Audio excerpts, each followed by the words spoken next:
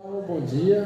Hoje a gente vai ter a palestra do Borja Gonzalez Regueiro, que apresentando o estudo da CEPAL, né? Aqui na programação está com a vinculação do Borja ao IATE, Cantábria, mas agora o Borja está nos Estados Unidos numa ONG, tá? Então eu vou deixar para ele se apresentar melhor, né, do que eu, tá? Então com vocês aí o Borja. Hola, buenos días a todos. Bueno, lo primero, yo vengo del Instituto de Hidráulica de Cantabria, he trabajado hasta hace un mes y este proyecto lo hemos estado realizando durante los últimos 3 años. Ahora estoy en la Universidad de California trabajando con el Nature Conservancy durante un año, estoy de postdoc allí.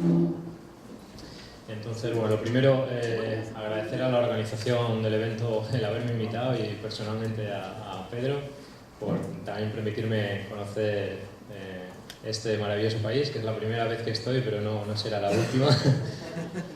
Y bueno, también agradecer a CEPAL por haberme invitado y porque ha sido un placer trabajar con ellos a lo largo de estos 3 años, y quiero reconocer el trabajo de Carlos de Miguel, de José Gómez, de José Luis Samaniego. Entonces, realmente nos ha aportado muchísimo a todos los del equipo y ha sido realmente un placer trabajar con ellos, porque claro, un proyecto así de tanto, como verán, de tanta cantidad de información, de tanto tiempo también, requiere mucho trabajo en equipo y luego mucha discusión, mucha colaboración y coordinación para que los resultados fueran y sirvieran, ¿no? En América Latina y el Caribe. Entonces, principalmente, el objetivo principal del proyecto era un análisis integral de impactos y riesgos de los cambios en las dinámicas costeras de largo plazo, lo cual son palabras así todas muy grandes. El objetivo era bastante ambicioso. En principio era un proyecto de 1 año, pero al final se convirtió en un proyecto de 3 años. Y llegamos a esta estructura del proyecto, donde hay una serie de documentos principales, 4 de ellos, y luego una serie de herramientas o documentos auxiliares, ¿no? Hay un anexo de efectos teóricos, hay una guía metodológica y hay un visor web de resultados. Todos se pueden consultar a través de la web, como luego les diré. Entonces, básicamente, el cuerpo de trabajo se distingue en dinámicas, impactos, vulnerabilidad y riesgos, que les sonará ya a todos bastante de estos 2 días, y verán que al final sí una estructura muy parecida a la que hemos estado hablando ya aquí, y son conceptos ya bastante conocidos por todos. Esto es la estructura del proyecto y esto es el objetivo, pero lo que no sale aquí es la filosofía del proyecto, y esa es la que les voy a contar ahora. Voy a intentar despacio, aunque esto lo haría perfectamente en 1 hora.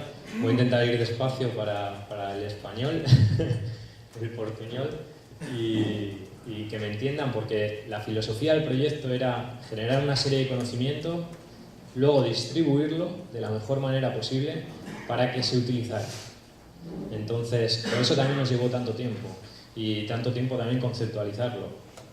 Por eso es importante que el mensaje que se llevan de aquí para sus centros, para sus organizaciones, es que yo les transmita no lo que hemos hecho ni cómo lo hemos hecho, sino qué es lo que hay, sino cuáles son los resultados y qué es el material que pueden encontrar.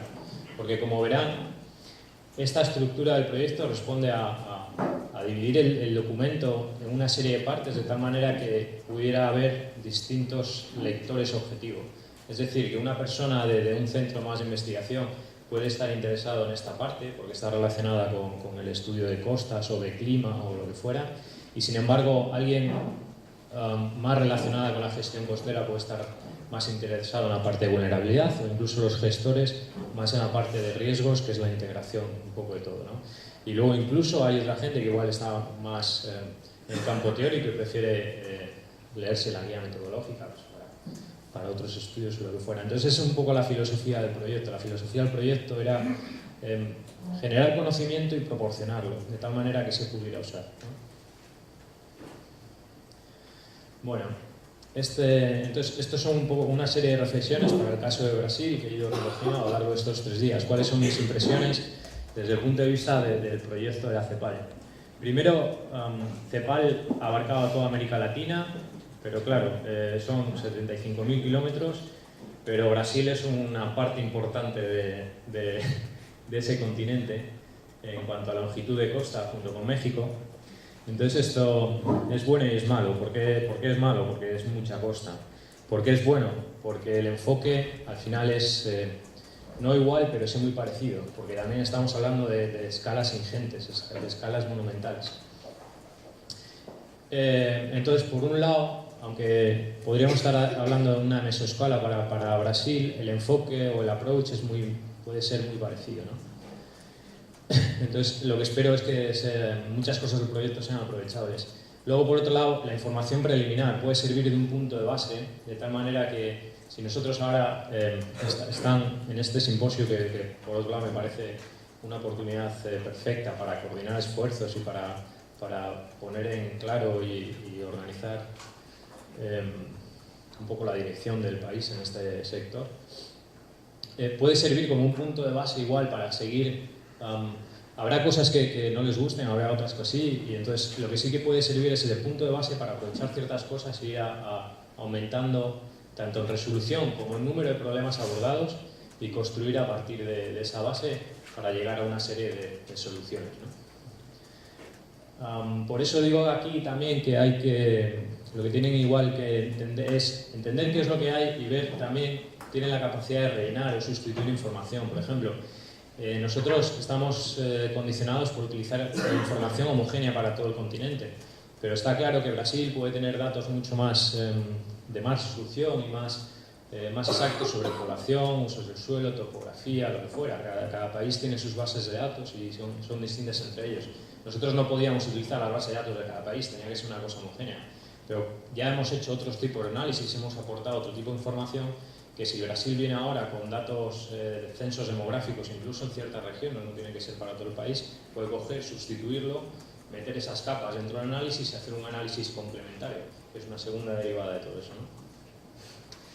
Hay muchos problemas no abordados, porque estamos hablando de todo un continente y no podíamos resolver a HD, a alta definición, muchos problemas que la ingeniería de costas no tenemos datos y segundo no los veíamos. Hay muchos problemas que son de pequeña escala y no llegábamos a verlos con las escalas que les voy a mostrar.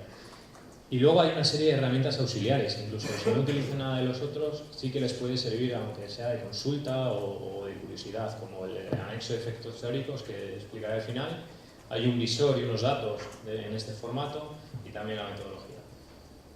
Bueno, pues voy a seguir hablando ya hemos visto el proyecto, voy a hablar un poco previamente de la metodología, no voy a detener ni a definir los conceptos porque son todos muy similares a los que hemos ido viendo. Voy a escribir brevemente lo que llevan los 4 documentos principales y luego las herramientas auxiliares. La metodología responde a establecer un marco conceptual para la estimación del riesgo en la costa derivado del cambio climático. Todo muy ambicioso, como saben, hay muchas definiciones. Para mí es un debate un poco estéril, porque prefiero dejar claro lo que entiendo por cada concepto y ya está. Entonces, nosotros lo que adoptamos fue la nomenclatura o las definiciones del campo de los desastres naturales. ¿Por qué?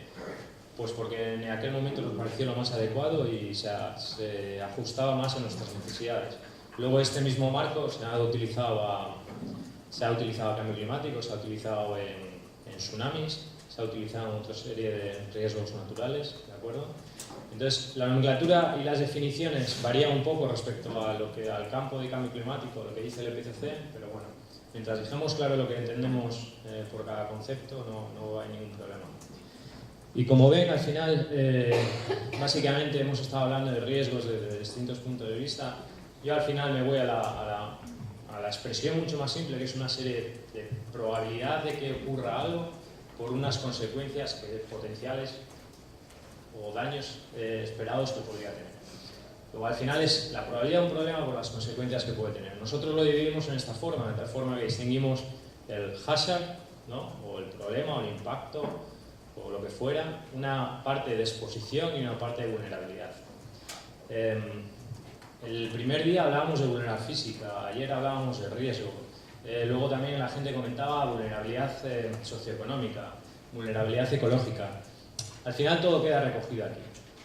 Bien lo metan en este término, en este, o bien lo meten aquí o allá, o utilizan otras expresiones. Al final estamos siempre hablando lo mismo, lo único que hay que saber es en qué caja metemos todas las variables, ¿no? O cada variable. No, al final es un tetraedro de riesgo porque lo que introducíamos nosotros era la gestión de la incertidumbre. Luego en todo el análisis la incertidumbre queda dentro de la probabilidad porque el cálculo es básicamente estadístico, como era. Entonces matemáticamente tiene esta configuración de tal forma que los problemas o los hazards, los impactos quedan representados por una función de densidad de probabilidad. Es decir, hay una probabilidad de cierta inundación, hay una probabilidad de fallo de un dique, hay una probabilidad de lo que sea, ¿no? Entonces ahí estamos nosotros preocupados de definir cuáles eran estas funciones de densidad, unas funciones de probabilidad para cada acción, cada impacto. Y luego, en un mundo ideal, pues conseguiríamos construir para cada umbral de daño, cada umbral de valor de agente, unas curvas de vulnerabilidad y de exposición física, que en principio serían continuas matemáticamente, en la realidad no lo es, porque al final la resolución de la topografía, por ejemplo, es discreta, no es continua. A lo que voy, matemáticamente al final tenemos una expresión que esto es la esperanza del daño, es decir, es una probabilidad por una parte de exposición física y una parte de vulnerabilidad, bien sea socioeconómica o ecológica. Bien, conceptualmente entonces tenemos el riesgo integrado como un hazard, que ahora les explico de qué depende, luego una exposición física y una vulnerabilidad. ¿Aquí qué entra? Aquí que entra, digamos, entra la parte mar, la parte de la naturaleza. Es decir, habrá unos rangos de inundación, habrá unas tasas de erosión, independientemente de que esté ahí el humano o que haya ciertos ecosistemas, porque viene desde la parte física, desde la parte natural, ¿no? Luego la parte de exposición recoge todas las características geofísicas de la costa que hacen que la inundación tenga cierta extensión, o que la erosión en función del tamaño del grano, del tipo de sedimento, sea mayor o menor. Es decir, todas las características geofísicas de la costa, independientemente de que esté el hombre allí. Y luego la parte de vulnerabilidad, que puede ser socioeconómica o ecológica, como veremos. Entonces esto, digamos que recoge las funciones del sistema costero. Es decir, si hay una ciudad y hay mucha población, quedará recogido en este término. Pero como les digo, al final es una estructura en nuestro marco teórico, en nuestra cabeza, de tal forma que la realidad costera la organizamos en las distintas cajas, pero si alguien viene mañana y llama a esto vulnerabilidad física y la parte de exposición cree que tiene que ir parte de vulnerabilidad, es completamente compatible. De hecho, cuando se va a tsunamis se hace algo muy parecido, pero al final se acaban distribuyendo todas las variables en las distintas cajas, ¿no? Es compatible, me refiero. Bien, en la parte de hazard resulta que tenemos unas dinámicas, porque el otro día estábamos hablando de olas, de ondas, estábamos hablando del nivel del mar, de sea level rise, de cota de inundación, de storm surge, luego hemos hablado de erosión, hemos hablado de extensión de la inundación. Nosotros lo que distinguíamos eran dinámicas, es decir, todas las acciones del mar, por ejemplo, temperatura, ondas, storm surge, todas las componentes del nivel, y luego definíamos impactos. Entonces, ¿cuál es la diferencia entre dinámicas e impactos? Básicamente es una relación funcional. Por ejemplo, la erosión depende de una serie de variables. Esas variables son dinámicas, pero el impacto es la erosión. Es decir, es una relación funcional en función de a partir de unas variables, de tal forma que el impacto es lo que genera el problema en la costa. Entonces, en la inundación puede ser directamente el nivel del mar. Entonces, la relación funcional ahí es inundación igual a subida del nivel del mar. Pero en caso de erosión ya no es tan sencillo. En caso de fallo de un dique, probabilidad de fallo de un dique, ya no es tan sencillo. Ahí involucra otra serie de variables. ¿De acuerdo? Bien, bueno, antes de seguir quiero hacer la distinción entre el tipo de escalas de la metodología.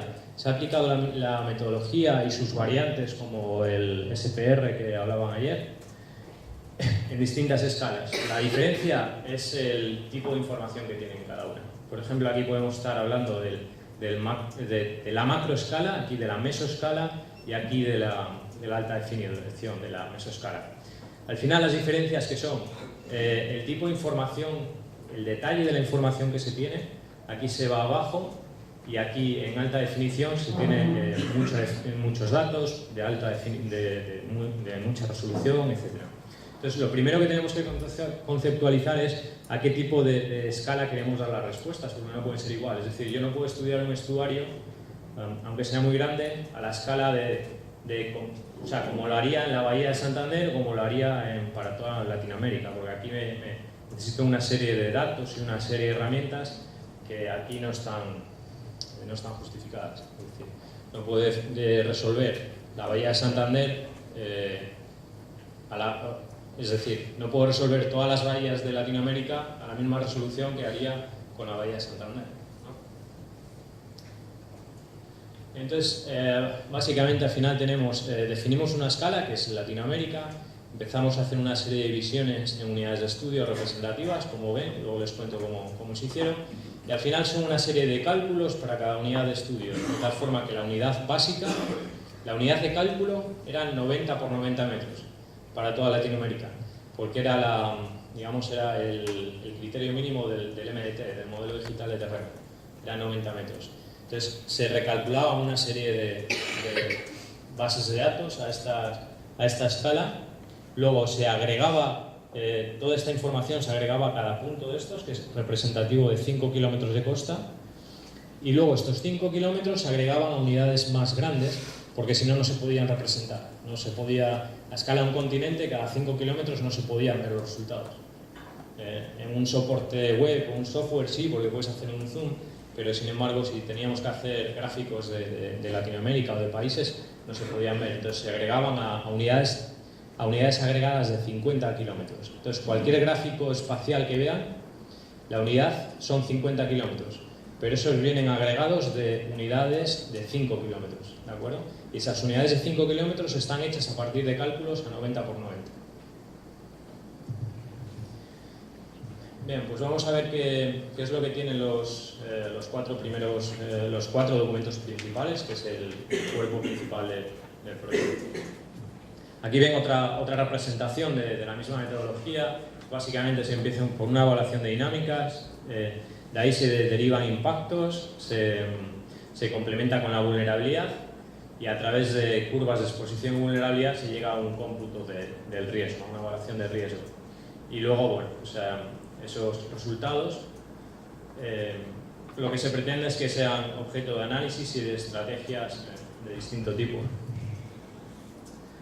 Bueno, pues empecemos con el primer documento. El primer documento es el de dinámicas, tendencias y variabilidad climática, que, como su nombre indica, pues recoge información sobre esos tres aspectos.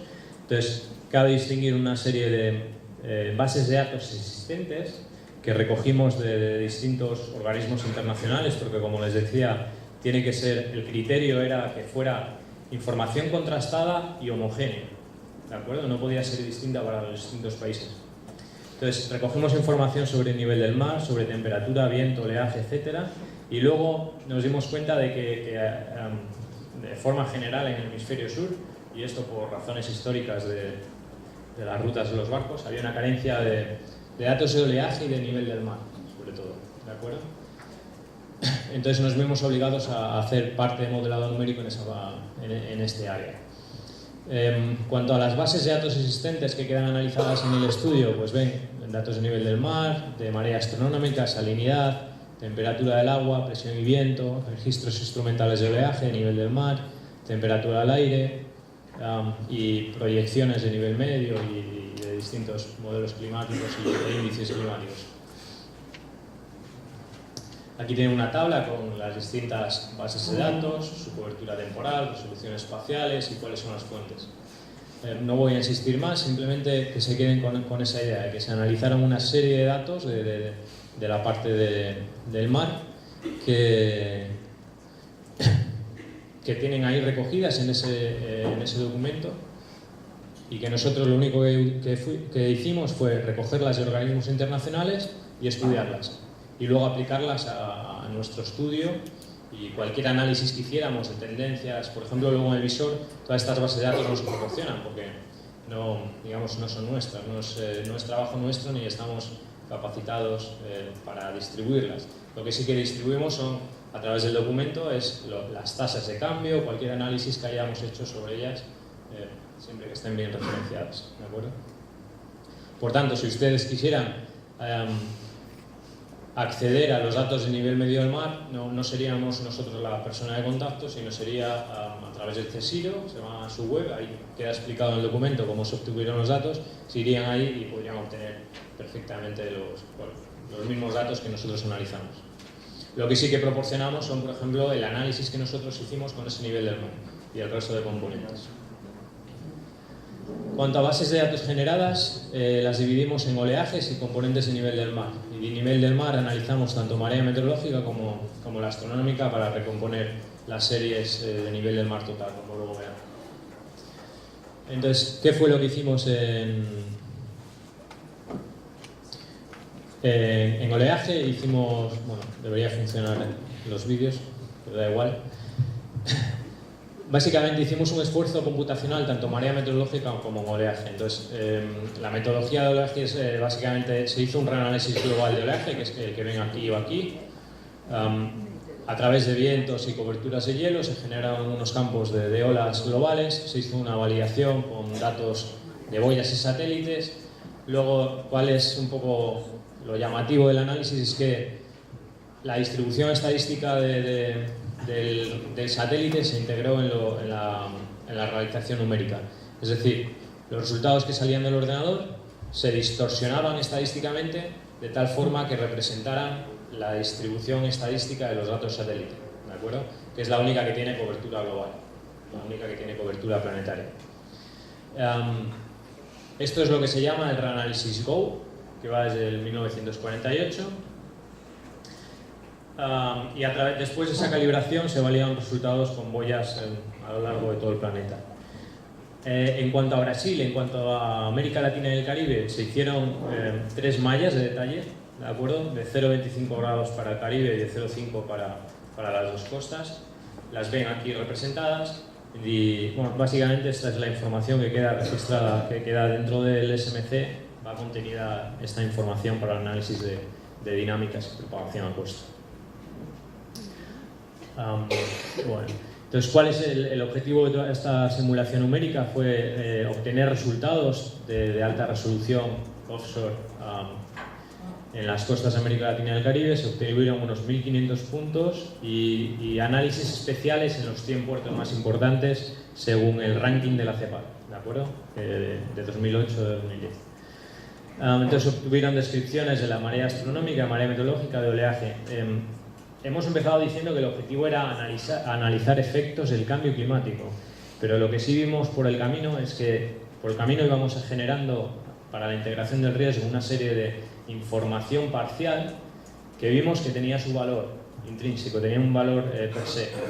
Entonces, lo que queríamos era también distribuir ese tipo de información de tal forma que en los distintos pasos de nuestro análisis nosotros íbamos soltando la información por si a alguien le pudiera interesar. Entonces, esto es un claro ejemplo. Esto es la descripción de lo que hay actualmente, la descripción de las dinámicas actuantes en Latinoamérica. Entonces tienen información de marea astronómica, marea meteorológica y de oleaje, como descripción del clima marítimo a partir de redes neuronales, estadística de régimen medio, de extremal, rosas de oleaje, persistencias de condiciones, etc. Tienen una serie de información ahí, no tiene nada que ver con cambio climático, es simplemente la descripción estadística de lo que pasa, de las acciones en la costa, de oleaje y de nivel del mar. Por ejemplo, este es un ejemplo, el puerto de Santos de Brasil, ranking número 1 del 2008, de graneles sólidos, me parece que era. Entonces ven aquí una descripción de la caracterización del oleaje en las afueras del puerto, ¿de acuerdo? Entonces no tiene nada que ver con cambio climático, simplemente es una descripción de lo que pasa ahora, de su estacionalidad, de sus extremos, de su direccionalidad, ¿de acuerdo? Esto es muy importante porque sin esta información tiene valor tanto para el diseño, para ingeniería, tanto para aplicaciones, como porque sirve de base, de punto de partida, para establecer también y ponderar cuáles pueden ser los efectos de cambio sobre estas variables, ya más hablando de largo plazo. Entonces, uno de los resultados fue la descripción de las dinámicas en América Latina y el Caribe. Aquí ven, por ejemplo, el ejemplo para caracterización de clima marítimo. Este punto de aquí, este y este, ese de ahí, corresponde a Brasil, así que si tienen curiosidad se pueden fijar en ese. Y bueno, pues ven un comportamiento muy distinto. En azul, digamos, están no son extremos, pero es la cota de olas un poco mayores. Sin embargo, en rojo están las condiciones medias. Ven marcada estacionalidad, no tiene nada que ver lo que pasa aquí en la Baja California con lo que pasa en la costa atlántica. Esta es una representación que no voy a explicar, simplemente que se queden con la idea que ahí quedan representados la estadística del clima, tanto la probabilidad como variables multivariables como periodo, dirección y alturas de ola. Los colores reflejan intensidad de altura de ola y frecuencia de ocurrencia. Entonces lo que ven hay unas manchas de colores que van agrupadas por familias. Eso es una clasificación del clima marítimo. Entonces se está diciendo que, por ejemplo, aquí en Brasil, los oleajes más intensos, la familia de oleajes más intensos son estos, pero sin embargo estos son los más frecuentes. Entonces, ¿por qué es importante esta representación? No es porque quede bonito ni el gráfico sea muy fácil, ¿no? El objetivo de esto es que esto tiene su componente desde el punto de vista de impactos y su componente desde el punto de vista de proyección estadística.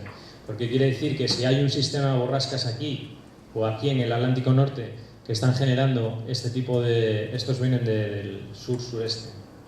Quiere decir que si hay cambios en las borrascas que están generando este tipo de estados de mar, que son los más intensos pero también menos frecuentes, quiere decir que esos cambios en esas borrascas pueden influir cambios en esos estados de mar. Sin embargo, los cambios en el Atlántico Norte estarán influyendo sobre otros tipos de estados de mar. ¿De acuerdo? Eso es un poco el objetivo. Entonces, bueno, veían que como paso previo estaba la descripción de las dinámicas y ahora pasamos a cuáles han sido los cambios de largo plazo sobre esas dinámicas. Entonces tenemos los cambios históricos en las dinámicas. Tenemos tendencias de oleaje, aquí pueden ver un poco series temporales de distintos puntos, lo mismo el trabajo equivalente para componentes del nivel del mar, que los pueden consultar. No tiene nada que ver una costa con la otra, ven aquí el efecto del Niño marcado.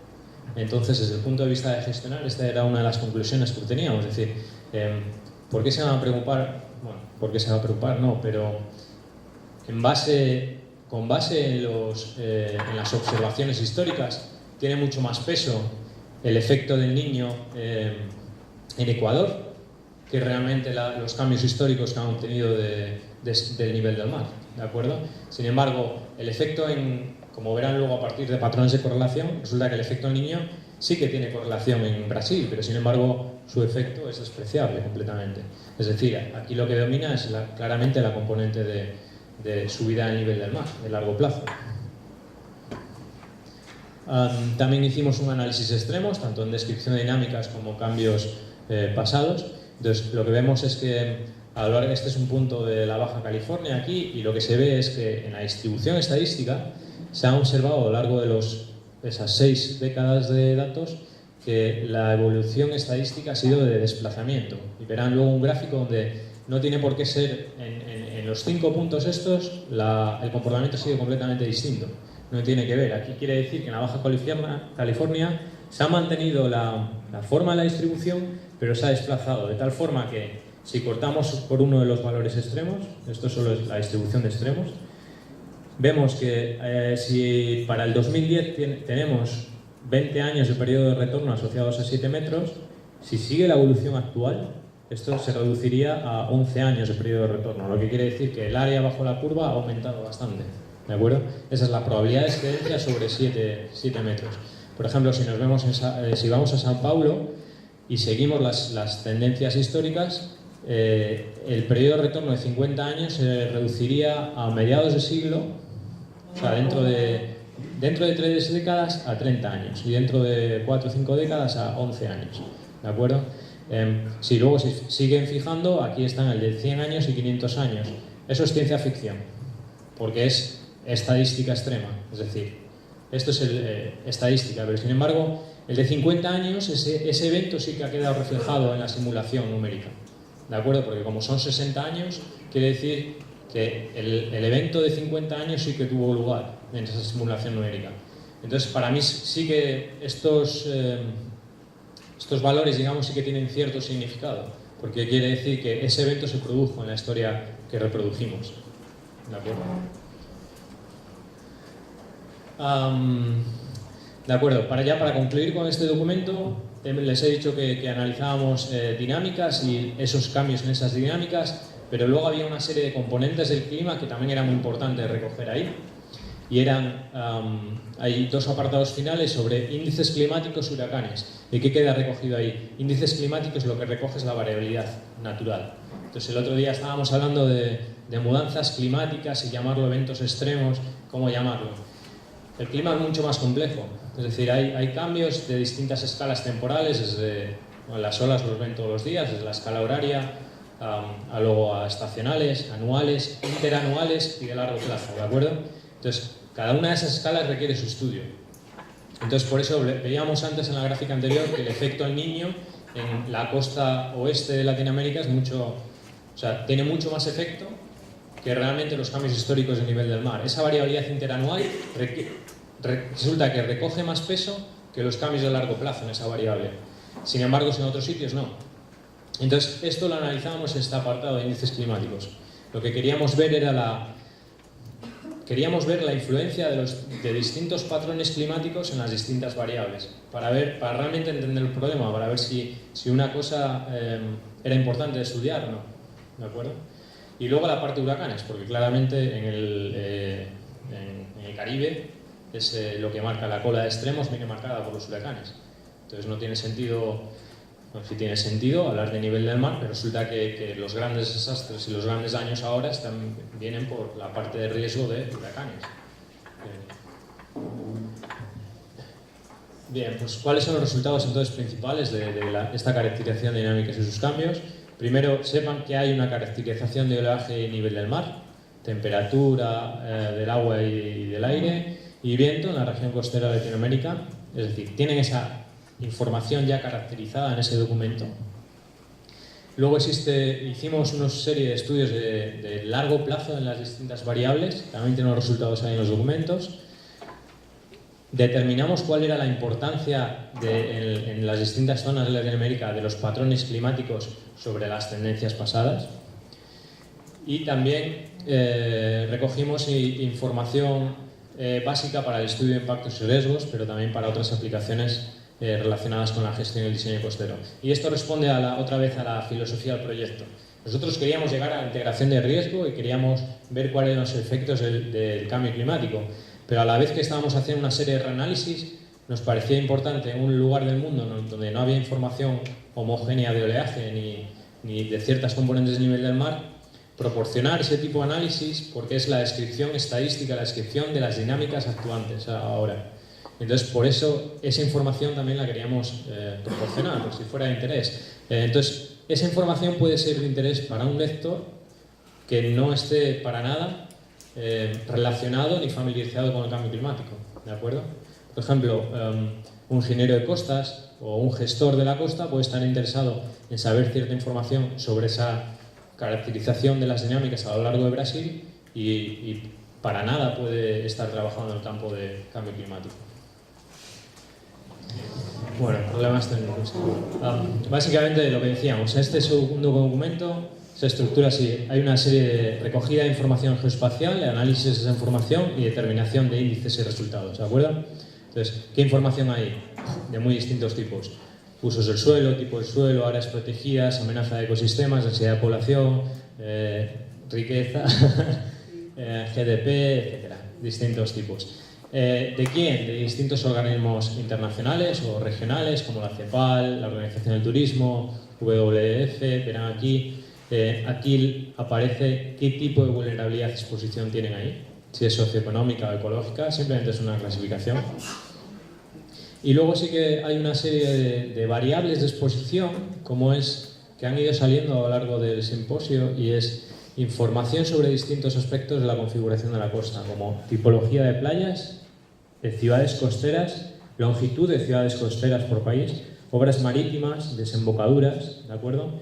Porque cada serie de estas variables, digamos que definen un porcentaje de la costa o una serie de tramos de la costa donde sus características son completamente distintos. Por ejemplo, los efectos de erosión, cuando normalmente se analiza la erosión en rectas largas, ¿de acuerdo?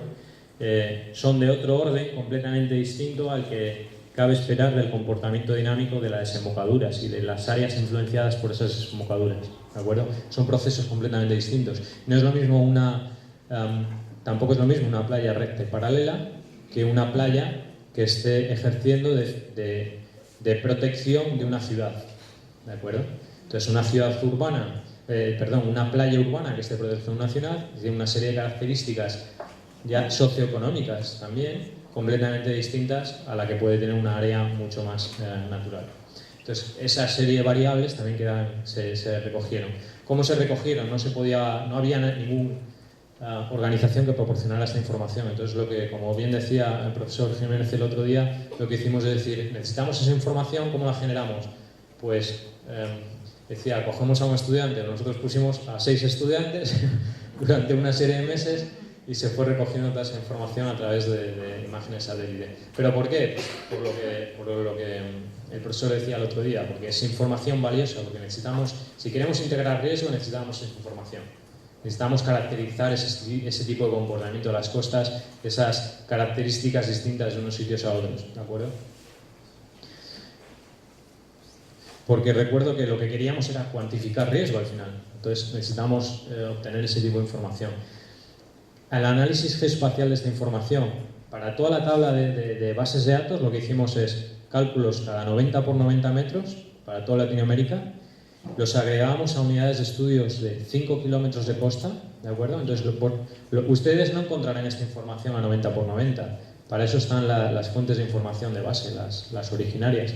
Lo que sí van a encontrar son puntos representativos de cada punto de esto. Entonces, por ejemplo, para la cota de 0 a 1 metros, encontrarán los datos de población para este punto, que es representativo de este tramo de costa. Simplemente esa era nuestra unidad básica de estudio, pero porque queríamos abarcar toda Latinoamérica. Entiendo que por ejemplo, de donde yo vengo, para hacer un análisis en España, la resolución es completamente distinta, o un análisis de Cantabria, que tiene 150 kilómetros de costa, al final son una serie de tramos de estos de 5 kilómetros, se queda muy corto. Realmente están pasando cosas ahí que no estás viendo con esos 5 kilómetros. Para una escala de 75.000 kilómetros, ahí ya sí ves cosas, es adecuada, ¿de acuerdo? Y luego al final lo que hacíamos era una agregación con vistas a la representación, solo, ¿de acuerdo? Porque 5 kilómetros, si bien era una escala agregada, no eran 90 metros, pero no la podíamos representar, no la podíamos explicar. ¿Cuál es la metodología que utilizamos? ¿Cuál es el proceso que utilizamos? Tenemos un modelo digital de terreno, entonces lo que se determinaban eran los distintos niveles topográficos. No voy a hablar de inundación, sino topográficos, porque no es que el nivel del mar vaya a llegar a 10 metros, pero es que la población que haya en 10 metros sí que puede estar condicionando ciertos riesgos asociados o ciertos usos que pasen en el primer metro de costa, ¿de acuerdo? Entonces, desde el punto de vista de construir índices, desde el punto de vista de cuantificar el riesgo, ese tipo de información necesitaba ser recogida. Luego ya veremos qué índices se construyen o qué riesgos se computan, pero lo que hacíamos era para cada nivel topográfico se obtenía información de las distintas bases de datos. Y no solo por criterio de elevación, sino, por ejemplo, en uno de los cursos nos decía un argentino que vivía encima de un acantilado. Entonces decía, a mí me parece muy bien que recojáis información hasta los 10 metros. Dice, pero si yo vivo en un acantilado con erosión, como se mostraba ayer, en el ejemplo de ayer de costas, decía, no solo es un criterio de elevación, sino es un criterio también de buffer costero desde la línea de costa.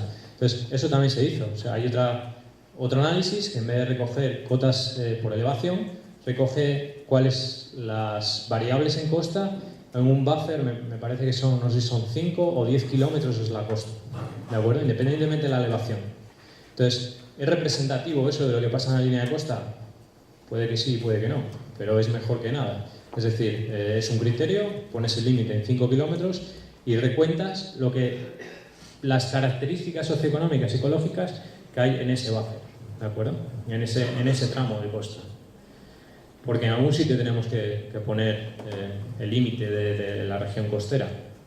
Está claro que las consecuencias que pasan aquí en uno de los puertos pues tienen repercusión mucho más allá de esos 5 o 10 kilómetros. Entonces, esas unidades de estudio quedaban representadas eran representativas de 5 kilómetros, de 10 kilómetros hacia agua y de 20 kilómetros hacia tierra, ¿de acuerdo? Y luego se ponía el criterio de buffers de costa y de elevación. Pero al final, cada punto de estos es representativo de todo eso, 20 kilómetros por 5 kilómetros de costa. Bien, pues una vez se tenían los distintos buffers, las máscaras, si quieren llamarlas, máscaras de inundación topográficas, se cruzaban con las distintas bases de datos que quedan recogidos en las tablas. Entonces, por ejemplo, aquí ven tipos de suelo, a partir de Landsat y la Globcover, me pareciera. Entonces se cruzaban este tipo de polígonos con estos y se obtenían, y luego se iban contando 90 cada 90 y se agregaban a los 5 kilómetros. Y luego ya se representaba a 50, ¿de acuerdo? Pero los cálculos se hacían a 90 por 90 y luego a 5. Y luego había una serie de determinación de índices y resultados. Nosotros propusimos esos, pero si ahora viene un ecólogo o un economista o dice, pues con esta información u otra, a mí me gustaría construir otro tipo de índice, perfectamente. De hecho, esta es una parte completamente criticable, o sea, es el criterio de una parte del equipo definió esta serie de índices porque les parecía adecuado y distinguían medio físico, ecológico y socioeconómico. Pero ya les digo, es completamente modificable, es completamente discutible. Entonces, al final lo que se proponía era un índice de vulnerabilidad ecológica y una valoración socioeconómica, de tal forma que esta parte recogía la valoración socioeconómica de los ecosistemas, valorados a partir de los servicios ecológicos que proporcionan, y eso está basado en el análisis de Constanza, que también es bastante discutible y criticable si se quiere, y luego había una parte de valoración socioeconómica que ya es también discutible y criticable, pero digamos que está más aceptada, como puede ser bien renta per cápita o bien cualquier otro tipo de índice representativo de la valoración socioeconómica de las variables que hay en costa. ¿Cuáles son los resultados? Los resultados son de dos tipos. Resultados por país, ¿de acuerdo? Porque era un estudio para toda Latinoamérica, entonces lo que se hacían eran comparativas de los distintos países. No van a encontrar Brasil aquí si le están buscando, porque si bien es población entre cotas 0 y 10 metros, es la población relativa a todo el país. ¿De acuerdo? Entonces encabezan las islas del Caribe, encabezan esta tabla. Porque claro, cuando hacíamos la equivalente, que también está recogida, lo que pasa que no la he puesto en la presentación, de población por país, pues está Brasil, México, Argentina, Chile, ¿de acuerdo? Hay 5 países que siempre aparecen en las tops de las tablas, pero es simplemente por longitud de costa del país. Cuando haces el estudio desde un punto de vista relativo, es decir, desde el punto de vista de cuál es la contribución relativa de esa población al total del país, pues el espectro cambia considerablemente. Entonces se daban este tipo de gráficos de la clasificación de países y este tipo de variables numéricas también a escala país. Aquí está Brasil, como les digo, pues al final no está ordenado por número, por área de la costa ni por población ni nada, sino me parece que es... no. Aquí este índice representa la importancia relativa de la costa en superficie, solo como un criterio de superficie, es decir, cuánto representa la costa de Brasil respecto al total de la superficie del país. ¿De acuerdo? Entonces, eso es un índice que determina cuánta área del país queda recogida en el estudio. Porque claro, por ejemplo, ven aquí, para Barbados es el 80%. Entonces, el 80% de la superficie del país queda analizada en este estudio. Sin embargo, para Brasil solo es el 1,5% del país lo que queda abarcado por el estudio. Aquí ven ejemplos de ecosistemas. Esto es una clasificación de ecosistemas que hicimos en base a los datos que teníamos y la distribución por cotas. Y esto es la valoración económica, lo mismo, por cotas y organizado por países. Y este es un tipo de resultado por países y el otro tipo es el espacial, independientemente de las fronteras. Entonces lo que veíamos aquí es la valoración económica según Constanza de esa clasificación de ecosistemas, ¿de acuerdo? Entonces, estos son los dos tipos de resultados que van a encontrar en los documentos. Uno, organización de tablas y gráficos por países, y otro, una representación espacial. Playas y frente costero. Aquí, por ejemplo, ven porcentaje de desembocaduras, justo es el caso de Brasil. ¿Qué proporción relativa de esto es porcentaje de costa y qué porcentaje representan las desembocaduras, los diques, la ciudad y las playas? ¿De acuerdo? Y aquí ven longitud de distintos tipos de playas, porque el comportamiento de unas playas y otras son completamente distintos y pueden venir afectados hasta por distintas variables. Y luego lo mismo, tienen en formato gráfico y en formato tabla. Bien, sigamos ahora con el estudio de impactos, que es el tercer documento. No voy a entrar en la explicación de cómo se calcula cada impacto, porque esto nos lleva un curso normalmente de 3 días, explicar todo el proyecto y cómo se han hecho las cosas, y para que la gente entienda de dónde vienen y por qué se hacen y cómo se hacen.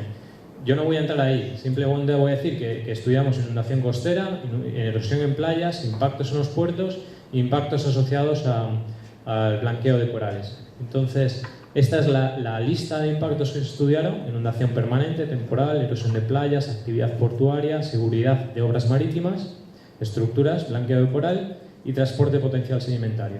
Aquí tengo una serie de variables que influyen en estos impactos. Si recuerdan antes el diagrama de la estructura de cuantificación de riesgo, definíamos dinámicas y cambios en esas dinámicas, y a través de relaciones funcionales los problemas que podía haber en las costas, ¿no? Pues estos son los impactos y estas son las variables implicadas. Y luego las técnicas que se estudiaron para cada uno de ellos. Veremos el ejemplo de la inundación temporal en contexto de todos los demás. Entonces, ¿cómo estudiábamos la inundación temporal? Para que se lleven una idea de cómo se calculaban los distintos impactos. Pues al final resulta que la serie de inundación es una combinación de distintas componentes. Entonces aquí, por ejemplo, ven la componente media al nivel del mar, es decir, la tendencia de esto es lo que se llama el sea level rise. Luego tenemos la componente de la estacionalidad del nivel del mar, que en unos sitios era importante, en otros no. Entonces aquí ven que es una variación mucho más suave y más o menos determinista. Luego hay una parte de marea astronómica completamente determinista. Ven aquí cómo evolucionan. En unos sitios era importante, en otros no. Y luego hay una parte de marea meteorológica, de residuo meteorológico, ¿de acuerdo? Que en unos sitios eran más importantes que en otros. Pero ven aquí como esto ya no es determinista para nada. Y luego está el nivel del mar recompuesto a través de la suma de todas las componentes. Entonces ven, aquí claramente domina la parte de marea astronómica. ¿De acuerdo? Es que el comportamiento se parece bastante ahí, que tiene un rango de marea bastante apreciable.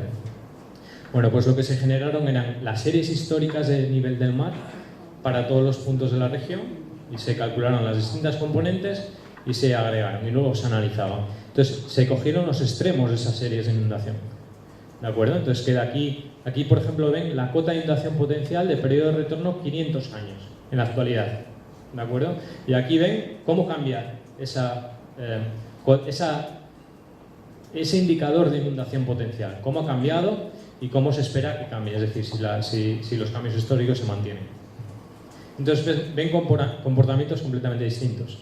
Por ejemplo, si ven aquí en el punto de Brasil, ven que se está desplazando, simplemente hay un desplazamiento, no una distorsión de la función de densidad. Quiere decir que los valores extremos están aumentando, ¿de acuerdo? Pero es que aquí, por ejemplo, en Uruguay, que es donde tienen mayores niveles de inundación, no solo se está desplazando, sino que también se está distorsionando, ¿de acuerdo? Entonces quiere decir que si yo ahora cojo este valor, que no sé cuál es, y calculo la probabilidad en el 2010, me da una probabilidad. Pero es que ¿qué quiere decir? Que la historia demuestra que durante 6 décadas ese nivel de probabilidad ha aumentado radicalmente. ¿De acuerdo? Si se mantiene esa tasa de cambio, quiere decir que en unos 20-30 años la probabilidad de superar este nivel de inundación es muchísimo mayor. ¿De acuerdo? Entonces lo ven aquí gráficamente, es mucho mayor que en Brasil, independientemente del nivel de inundación que tengan ahora. Aquí lo que está diciendo, la combinación de gráficos al final es la clave del análisis, porque lo que están viendo aquí es que la principal componente del río La Plata es el nivel de inundación, no tanto las horas, ¿de acuerdo? Entonces, tienen una cota de inundación este amarillo son 5 metros, ¿de acuerdo? Entonces, tienen un nivel de inundación de 500 años de 5 metros, o 5 y pico. Y luego es que además tiene los mayores cambios, porque es que su distribución estadística de extremos está desplazándose y distorsionándose. Es decir, las probabilidades están aumentando no linealmente, ¿de acuerdo? Entonces, ¿cuáles son los resultados principales de impactos? Bueno, pues la inundación costera son factores importantísimos la distribución de población y del territorio por cotas, el peso relativo de la franja costera, tanto en población como en superficie, era importante de estudiar. Por ejemplo, vemos ahí el peso del Caribe cuando se toma esa visión de peso relativo en relación a otros países como México, Brasil o Argentina. Ante una sobreelevación del nivel del mar, zonas de especial preocupación son las islas del Caribe y las costas atlánticas. En la costa tropical del Pacífico se ve una mayor influencia del fenómeno ENSO, sobre todo el nivel del mar, ¿vale? Resultados de población por cotas y por países, bueno, los resultados huracanes ni lo voy a mencionar. Resultados principales de impactos en la costa en cuanto a inundación costera. Lo anterior era inundación permanente, es decir, sobreelevación de nivel medio del mar, sea level rise. Estos son eventos extremos de inundación. Entonces, lo que es un aumento generalizado a nivel de inundación, principalmente inducido por si el nivel medio está cambiando, quiere decir que la probabilidad que yo tenga ahora ya no es determinista seguro. Es decir, si el nivel aumenta, la probabilidad aumenta. Hay un aumento generalizado, tasas de 1 centímetro por año hasta 0,5 para el resto. La estacionalidad es un factor también determinante. Como número de personas destacan tanto Brasil, México, Argentina. Los mayores impactos para la población se producen en la costa este, aquí ven distribución de población, sobre todo en las aglomeraciones urbanas, de sentido común, Caribe, México y Perú. Y comparando los efectos o la magnitud, digamos, de las cotas potenciales de las inundaciones extremas respecto a las permanentes, a la del nivel del mar, resulta que es un orden de magnitud más. Pero la inundación no es permanente, es decir, estos son inundaciones que podemos estar hablando asociadas a tormentas y podemos estar hablando pues, de 1, 2, 3 días, ¿de acuerdo? No de pérdida de terreno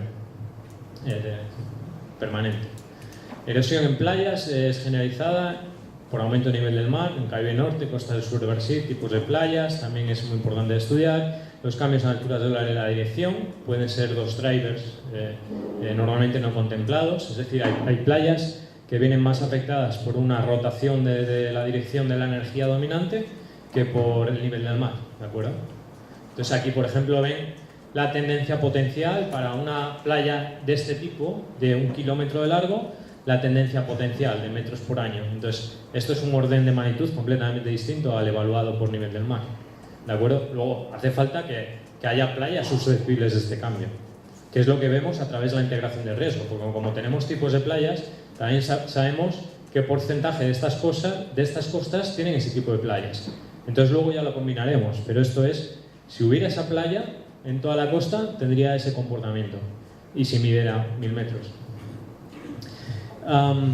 Ya lo comentaban también el otro día, las playas tienen una dualidad funcional, es decir, tienen distintos servicios, y podemos, a simple vista, distinguimos uso recreativo y uso defensivo, ¿de acuerdo? Entonces una playa en una ciudad no tiene el mismo servicio que una playa en una zona mucho más natural. Entonces analizamos ese tipo de tipología y la configuración de la costa y también encontramos tasas de erosión y luego al final lo integramos en riesgos, que ahora se lo muestro. Entonces aquí ven un gráfico de tipos de playas. Esto es tipo de playa total, frente urbano y frente urbano con playa, ¿de acuerdo? Entonces la situación en los distintos países era completamente distinta. También evaluamos transporte de sedimentos potencial. Entonces, para que luego haya variación de transporte de sedimentos tiene que haber sedimento. Entonces veíamos que esto era un problema que podía ocurrir en las costas de Brasil y las caribeñas, México, Costa Rica y norte de Perú. Actividad portuaria y diques de abrigo. En función de la distribución de la variación de las probabilidades extremas, podíamos ver probabilidades de fallo. ¿De acuerdo? Probabilidades de fallo, esto es número de horas de parada de los puertos, índice de seguridad de obras marítimas, etc. Miramos fiabilidad, rebase, olas extremas, navegación, etc. Bien, pues vamos ahora ya a concluir con la parte de riesgos, donde lo que hacíamos era esta caracterización dinámica, vulnerabilidad e impactos. Lo que hacíamos era ahora lo integrábamos y veíamos dónde se iban mezclando los distintos datos. Aquí, por ejemplo, ven el riesgo de inundación. Esto es riesgo de inundación de 1 metro de ascenso a nivel del mar, que era uno de nuestros escenarios determinista. Este es el único que no lleva probabilidad social, porque simplemente suponíamos que el nivel del mar subía 1 metro. Ahora estamos haciendo ya un trabajo más científico que esperamos publicar pues, cuando tengamos tiempo, y ahí sí que vamos a utilizar ya proyecciones de la R4, todavía no la R5, pero utilizaremos proyecciones para ver cuál es, en términos de riesgo, cuál es la variación regional y espacial de las proyecciones de nivel del mar. Aquí bien, riesgo de inundación de 1 metro para la valoración de ecosistemas, esto es para población, esto es para ecosistemas, y el riesgo equivalente asociado a una inundación de 500 años, eventos extremos, ¿de acuerdo? Es este. Aquí ven un ejemplo del riesgo de erosión de las playas, utilizadas como playas como protección costera y como recurso turístico. Principalmente lo que se valoraba era si había una ciudad y qué importancia, o sea, qué características tenía esa ciudad, y la playa que lo protegía, qué características tenía, cómo era de ancha. Una playa más ancha ejerce más protección a priori que una playa más estrecha, ¿no? También hemos estado hablando de esto en este simposio. Entonces vemos que desde el punto de vista del riesgo, de los resultados de riesgo, son completamente distintas. Entonces aquí nos está llamando la atención que las playas de Caribe, por sus características, están en mucho más alto riesgo ante una misma subida a nivel del mar, precisamente porque tienen menos capacidad de erosión. Y sin embargo, desde el punto de vista de la población, desde el punto de vista de lo que están protegiendo, de la población que están protegiendo, la parte de toda esta parte de la costa atlántica y ciertas partes del Caribe era lo que realmente donde pues, se ponía el foco de atención. Muy bien, pues prácticamente con esto ya he acabado. Entonces lo que les voy a decir es, espero haberles transmitido lo que ha habido en estos documentos, y ahora les voy a intentar hacer ver lo que tienen disponible en otras herramientas. Es decir, complementos que nos pareció bien desde el punto de vista de la comunicación o desde el punto de vista a través de la CEPAL. La ruta es un poco complicada, la tenían aquí, la tendrán en la presentación, pero sobre todo se van a la web de la CEPAL, a la División de Desarrollo Sostenible, y luego Cambio Climático, y ahí aparecerá un enlace con el estudio de efectos en las costas de cambio climático de CEPAL. Luego, una abreviatura del visor, aunque ya les recomiendo que entren por aquí, está alojado en nuestro servidor, que es el C3A, son las siglas del proyecto, ¿de acuerdo? Entonces, si entran en esta web, se van a encontrar esto. La web del proyecto, con los distintos documentos en PDF y el enlace al visor, donde van a tener un portal donde les diga qué tipo de visor, de navegador web necesitan, qué requisitos necesitan y cuál es tanto la política de datos como las restricciones, etc. ¿De acuerdo? Y como la información que van a encontrar. Entonces, si van a este visor y entran luego a Internet, se van a encontrar una representación geoespacial con un árbol de datos donde van a poder representar distintas cosas. Entonces, ¿qué tienen aquí? Principalmente tienen como ven, la pestaña de impactos, la pestaña de vulnerabilidad, la pestaña de dinámicas y tendencias de estas dinámicas. Como les digo, aquí no está recogida toda la información que hay en el proyecto, porque muchas de ellas no nos parecía bien distribuirla porque no era nuestra. Pues, pero sí quedan, digamos, el principal análisis del proyecto, las principales conclusiones, digamos, el 70% de la información sí que la pueden consultar a través de aquí. Entonces aquí, por ejemplo, ven un ejemplo. Esto es una variable representativa de altura de ola, la superada por 12 horas al año, ¿de acuerdo? Entonces, lo ven para toda Latinoamérica, se hacen un zoom me parece que es, bueno, no sé dónde es, no sé si esto es Río de la Plata. Entonces pinchan en un punto y les sale la información numérica. ¿De acuerdo? Entonces pueden consultar tanto los números como la representación espacial para todas las variables que aparecen ahí. Y luego hay una pestaña al lado donde van a descargar a un servicio de descarga de los datos. De tal forma que eligen las variables que estén interesados, ven las condiciones, aceptan, proporcionan cierta información, simplemente para que la CEPAL tenga un registro de para qué se utiliza la información y quién la descarga. Simplemente no es por más. Todavía no está abierto, Entonces, si van a hacerlo hoy y quieren descargar información, no está abierto porque el problema es, digamos, es institucional. Entonces están esperando, por lo que tengo entendido. Pero bueno, cualquier de este tipo de consultas la tienen que enviar a CEPAL, ¿de acuerdo? CEPAL es el encargado de distribuir la información y de gestionarla y, digamos, es la cabeza del proyecto. Pero todavía no está abierto y es por motivos institucionales. CEPAL está esperando la respuesta del gobierno español, del ministerio, para oficialmente abrir el portal digamos, sí, abrir el portal y empezar a proporcionar los datos. Simplemente son trámites administrativos, entiendo. Bueno, y luego tienen un anexo de efectos teóricos que simplemente es a forma de manual, y con esto ya prácticamente termino. Tienen una descripción de un método analítico aproximado para ver cuál puede ser el peso relativo de los distintos impactos. Tienen un manual de efectos teóricos en playas, en estuarios, en sistemas dunares, en obras marítimas, simplemente por información. O sea, tienen ahí un compendio de fórmulas, un compendio de conocimientos, en español, eso sí, de los distintos impactos teóricos analizados en este proyecto y otros que no están, ¿de acuerdo? Por distintos problemas de escala y de datos, etc. Y luego tienen un método aproximado de cálculo. Para hacer un número rápido con una calculadora y los datos que encuentran en el visor que hemos visto, podrían determinar si el efecto de una variable, por ejemplo en erosión, es del 10%, del 30% o del 1%. Porque si es el 1% igual ni me preocupo.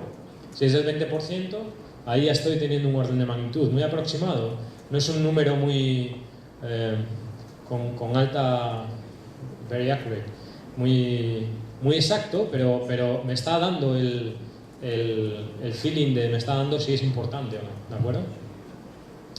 Entonces el objetivo de este documento principal es un manual de guía y es un método aproximado de preevaluación, un valor orientativo, un porcentaje de influencia, es lo que me va a decir, ¿vale? Entonces aquí ven una de las tablas que ahí aparecen en el manual. Tienen distintos efectos sobre las costas, en este caso son estuarios, qué valores determinan, y bueno, aquí para valores representativos, ¿de acuerdo? ¿Y cuál se vería el efecto? Entonces aquí ven, por ejemplo, por aquí sería un 16% y aquí, sin embargo, sería un 6% para ciertos cambios representativos de esas variables. Entonces, simplemente es efecto de manual, efecto de... es un ábaco, es prácticamente un ábaco, ¿de acuerdo? Entonces esto lo tienen en este documento. Entonces con esto ya concluyo. Simplemente cualquier consulta que tengan se lo pueden referir a la CEPAL, bien a mí. Ahí tienen el correo. Yo hasta hace un mes trabajaba en el Instituto de Hidráulica, lo que pasa es que, como les he dicho, durante un año ahora voy a estar con la Universidad de California y trabajando con el Nature Conservancy. Y luego el responsable del proyecto es Íñigo Losada y Fernando Méndez en el Instituto de Hidráulica, ¿de acuerdo? En cuanto a publicaciones, bueno, pues la parte de dinámicas, de olas, de niveles y de extremos está ya realizada. Estamos ahora, porque viene por motivo del simposio, estamos haciendo un paper específico de vulnerabilidad, que no hemos tenido tiempo para terminar, y otro específico de riesgos, de erosión e inundación, ¿de acuerdo? Que le hemos retrasado porque queremos meter lo de las proyecciones de la R4 y no sé si las de la R5. Pero bueno, eso es, cuando tengamos tiempo a lo largo de los próximos meses, pues espero que estén, y ahí simplemente tendrán algo más información de lo que hay en el proyecto, ¿de acuerdo? Y he explicado también de otra manera. Y luego el portal de los documentos. Con eso darles las gracias y ya he acabado.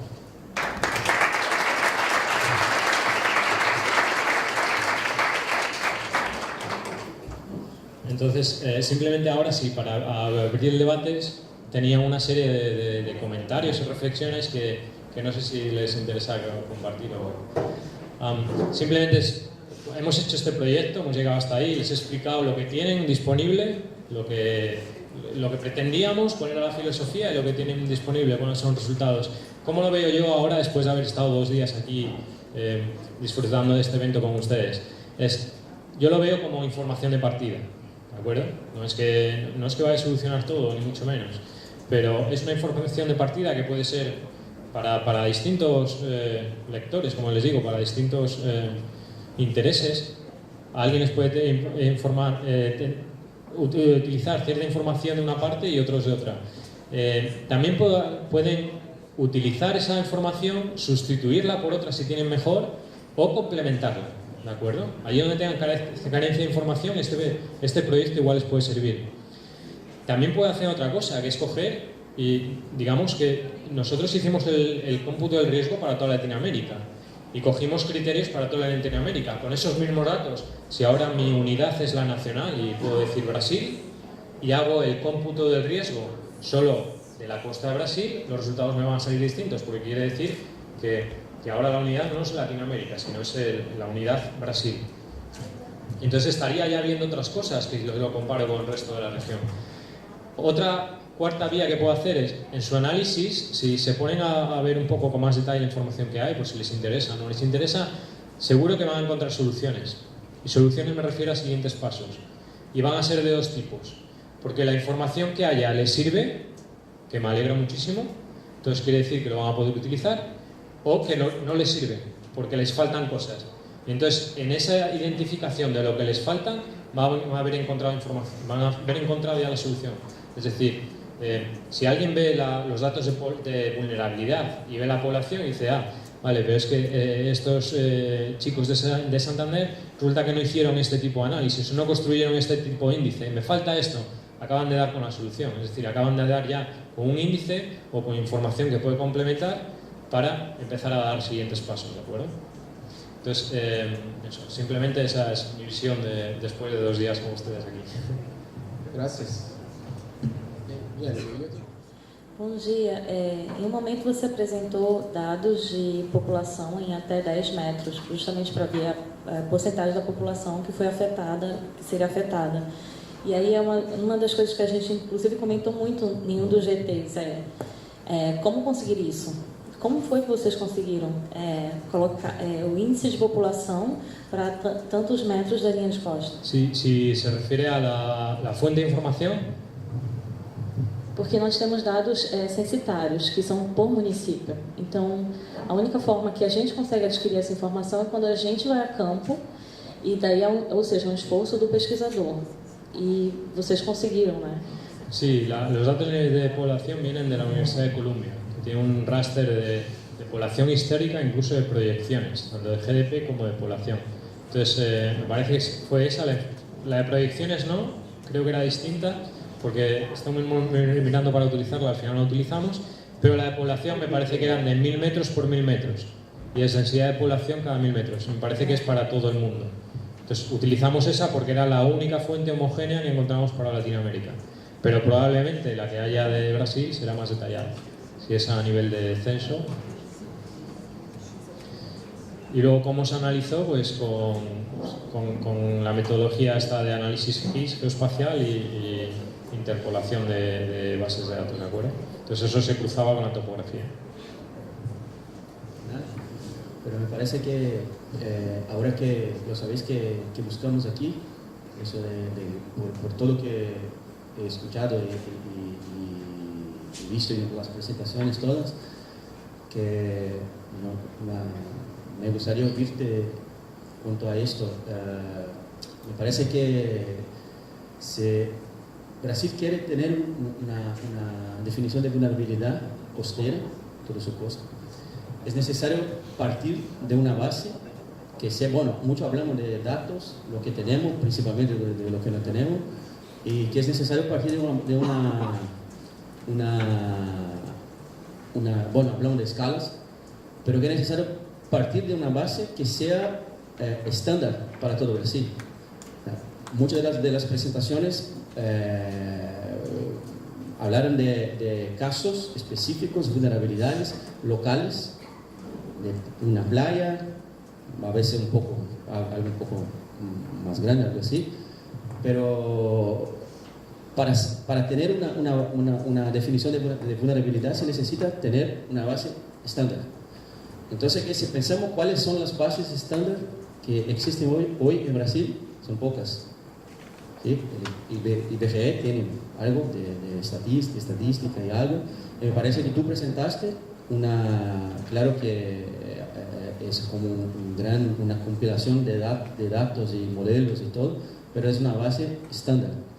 Entonces, bueno, un poco ya la contestaste en tu último comentario, pero ¿te parece posible que podemos utilizar esta base para empezar el trabajo junto con los demás datos que tenemos aquí en Brasil, pero los estándares, los que hay para toda la costa y no regiones que tienen más datos o otras menos? Y la segunda pregunta es que si tiene una previsión de ofrecer cursos de la metodología y todo esto. No se puede utilizar, no es la panacea. Es decir, este proyecto respondía a los fines que tenía. No van a encontrar todas las soluciones de Brasil aquí, está claro. Por eso decía, lo importante es complementar, utilizar esta información tan buenamente como puedan y para sus intereses y complementarlo con lo que tengan. O incluso sustituir partes por cosas más detalladas y conocimiento más local que ustedes tienen aquí que nosotros tampoco teníamos. ¿De acuerdo? Entonces, con los recursos del país de Brasil, con los datos que tienen, con su conocimiento, pueden utilizar partes del proyecto. Eso por un punto. Eso es una dimensión de la primera pregunta. La segunda dimensión es, puede coger los datos tal cual están y simplemente lo que yo hacía era miraba toda Latinoamérica. Pero ahora, como les digo, si ahora miro Brasil y me pongo solo a analizar, pero solo con las gafas, solo viendo Brasil, solo con ese marco, empiezo a ver y a sacar conclusiones distintas. Porque otra de las opciones que vimos en el proyecto era, vamos a hacer un documento por cada país, vamos a hacer ese análisis, no sé cuántos países había al final, pero le vamos a hacer para 25 países y las islas juntas o lo que sea, vamos a hacer 25 documentos o vamos a hacer 4 y auxiliares, ¿de acuerdo? Al final pues nos pareció más razonable hacer un documento integrado y proporcionar la información para que aquellos que quisieran mirarla desde otro punto de vista pudieran. De hecho, yo he hecho ese mismo análisis para El Salvador. Entonces, El Salvador son 200 kilómetros de costa. En comparación con Brasil, ¿eso es bueno o malo? Depende. Desde el punto de vista de este proyecto es malo, porque quiere decir que 200 puntos de costa a 5 kilómetros de resolución, las gafas o el zoom que podía llegar era poco. Entonces yo identificaba problemas y veía cosas, pero me faltaba resolución, me faltaba identificar otro tipo de problemas. Entonces, pero aún así, con ese tramo de costa tan pequeño, sí que vi cosas, ¿de acuerdo? Entonces, Brasil son no sé cuántos kilómetros, en vez de 200 serán 2000. Entonces quiere decir que con esta información a mesoscala ya, si yo solo veo desde las fronteras de Brasil, empezaré a ver cosas, incluso hasta por estados o administraciones, ¿de acuerdo? Entonces, con esa visión, con esa perspectiva, empezaré a ver cosas distintas que las que he visto en este estudio. Entonces, eso ya es una de las cosas que pueden hacer, simplemente con la información que hay. Y luego la segunda es complementarla, sustituirla, utilizarla, mejorarla, ¿de acuerdo? En cuanto a cursos, se dieron 2 tipos de cursos. Uno en el 2011, cuando estaban los resultados preliminares, y hubo varios delegados de cada país, de tal forma que lo que consiguió era, se les preguntaba qué tipo, se les explicaba lo que se había hecho y hubo ahí un debate y reformulación de cuál tenían que ser, qué tipo de resultados para que pudieran ser. Ahí fue cuando llegamos a todo este tipo de la estructura del proyecto y a los del visor auxiliar, proporcionar los datos, etc. Y luego hubo otro el año pasado, en 2012, que estuvo Marcia, de representante de Brasil, y ahí fue un curso de 3 días y luego se solapaba con el taller de la RIOC en Santander, y lo mismo, se proporcionaba el conocimiento, se iban explicando cada parte del proyecto un poco más en detalle y se proporcionaba un poco el conocimiento para que vean en qué se basan, cómo se ha hecho, para luego poder utilizarlo mejor. Simplemente eso. ¿Se van a hacer más cursos? No lo sé. Eso es cuestión de la CEPAL, pero entiendo que no. Yo creo que la filosofía de la CEPAL es que se utilice el proyecto, que la información que se ha generado se vaya a utilizar luego para sus futuros, para mejorarse lo que fuera. Entonces, eso supongo que lo puedan hablar con ellos y abrir la vía. Sí, eso simplemente decir, se nos escapan muchos detalles aquí. O sea, lo que yo les intentaba era dar una visión de un proyecto de 3 años que explicamos en 3 días, cómo lo puedo resumir en 1 hora, y encima en portuñol. Entonces, bueno, pues siempre yo lo que quiero que se lleven a casa es qué información hay y dónde se puede obtener y dónde la pueden leer. Más o menos el portugués y el español se lee más o menos bien. Y luego eso, ahí no es la panacea, o sea, no es la solución a todo, pero es un punto de partida. Hay mucha información ahí que podemos utilizar, yo creo, y que pueden dar sucesivos pasos. Hay problemas que no van a haber ahí. Por ejemplo, los estuarios es una complejidad tal y un grado de dinamismo y se requieren otro tipo de estudios. Pero sí que es un estudio uniforme para todo y para identificar hotspots y demás. Por ejemplo, y luego hay zonas donde se necesitará más resolución, ¿no? Se necesitará aumentar. Las dinámicas son todas offshore. Lo que pasa de aí hasta a costa não tem nada a ver. Eu gostaria de fazer um comentário da pergunta do João. Né? Parabéns pelo projeto. É uma metodologia bastante interessante. Só que eu tenho uma preocupação muito grande. Quando a gente vê o mapa e o gestor vê o mapa, ele acha que aquela resposta ali é uma resposta que já é pronta para ser usada na gestão. O problema é que essa mesoescala, ou macroescala quase, ela é muito boa para fazer uma avaliação comparativa entre as diferentes áreas, não é? E isso já é um resultado maravilhoso. Agora, quando se olha a resolução dos dados que se utilizou para fazer essa metodologia, tem problemas muito grandes se as pessoas forem utilizar aquilo para fazer gestão em escala local. Por exemplo, a topografia. Qual foi a resolução vertical da topografia? 1 metro.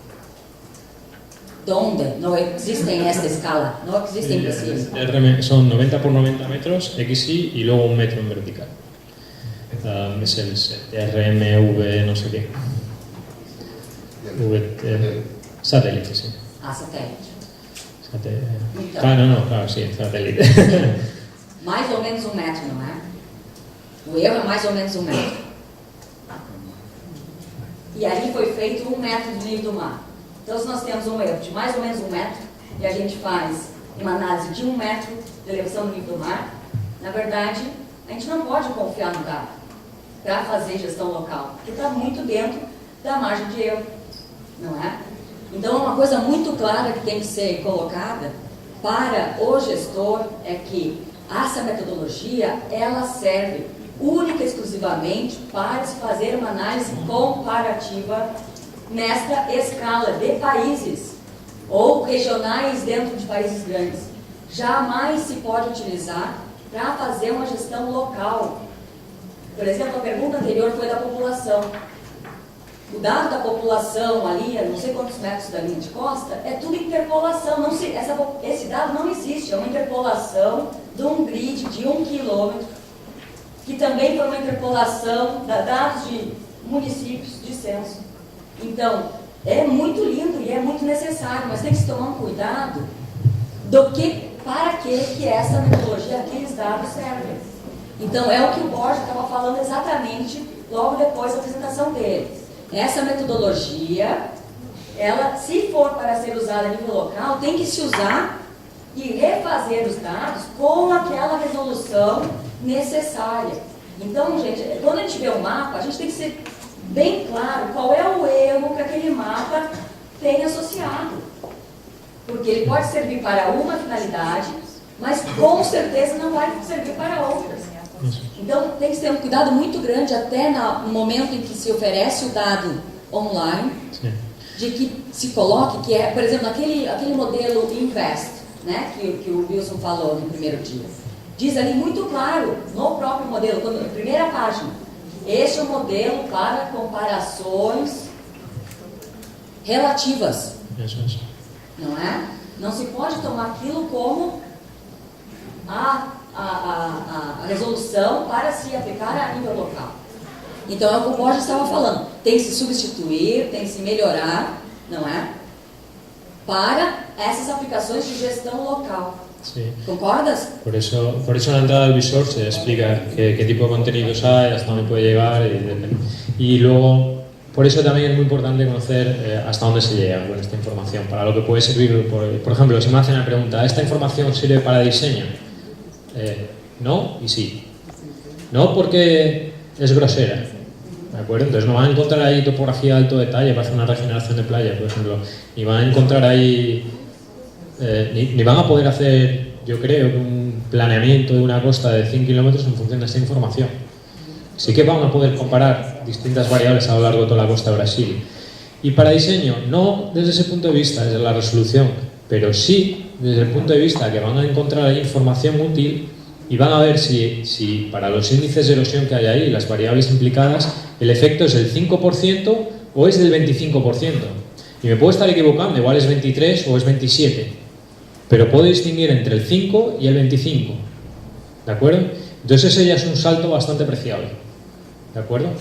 Entonces, luego cuando obtenga más datos y me vaya a resolver el problema y demás, veré que no era un 25, que era un 27,7 o que era un 14, pero ya me está dando el rango, el orden de magnitud de que ese efecto ahí, aunque luego lo vaya a estudiar con más detalle, era mucho más importante que en otro sitio, ¿de acuerdo?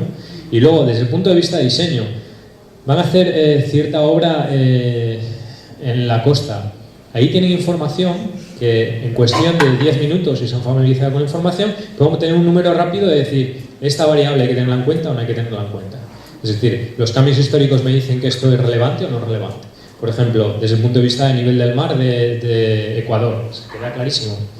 O sea, yo me pongo en el punto de vista de un gestor de Ecuador y me parece mucho más, no voy a decir viable ni recomendable, pero está claro que la variabilidad interanual asociada al niño la tengo que gestionar, si no tanto, igual más que la gestión relacionada con la subida del nivel del mar. Pues en el caso de Brasil no ese es el caso, pero sí que tenéis casos completamente distintos en la costa norte atlántica y en la costa sur, ya más cerca del río de la Plata. O sea, los procesos, las dinámicas que hay ahí, y lo vemos en los gráficos, y lo pueden ver en el visor, el comportamiento y las dinámicas, los forzamientos que hay ahí son completamente distintos, y los procesos por ende también. ¿De acuerdo? Y eso sí que, ese tipo de información cualitativa e quantitativa também la van a poder encontrar. O alerta da professora Luciana faz todo sentido e ele está, vamos dizer, convergente com a própria estratégia da CEPAL de difusão desse estudo, que ela vem procurando aproximação com os governos locais, como a Márcia falou. O segundo curso já teve a intenção de aproximar gestores para difundir. Então, especificamente para o Brasil, a CEPAL tem um acordo de cooperação firmado com o Ministério do Meio Ambiente e deve ocorrer nesse mês ou no próximo uma apresentação desse estudo para gestores federais e o objetivo é justamente esse, ir ganhando aderência para que o estudo possa ser aprofundado com as características locais. Então, eu tenho a impressão que isso está totalmente de acordo com a estratégia e deveremos avançar. A gente deve ouvir falar desse assunto seguidamente nos próximos meses. Pegando mais um gancho aí, Márcia, tem um outro projeto que o Ministério está apoiando, que é o uso do SMC Brasil, que assim, boa parte do conjunto de dados que foi gerado por esse estudo da CEPAL está dentro do SMC. E o que é que falta? Como é que é o papel do SMC? De os locais onde tem um dado mais refinado, de batimetria, de topografia, de onda, do que for, ser inserido dentro do software, né? E a partir daí a gente refinar esse modelo e chegar na microescala. O software tem, como é que eu posso dizer? Tem pontos negativos? Tem, mas ele tem muito mais ponto positivo, na minha visão, dessa relação com o gestor que se busca aqui, que se busca realmente com o programa, né? Bem, pessoal, porra, graças, muitas graças.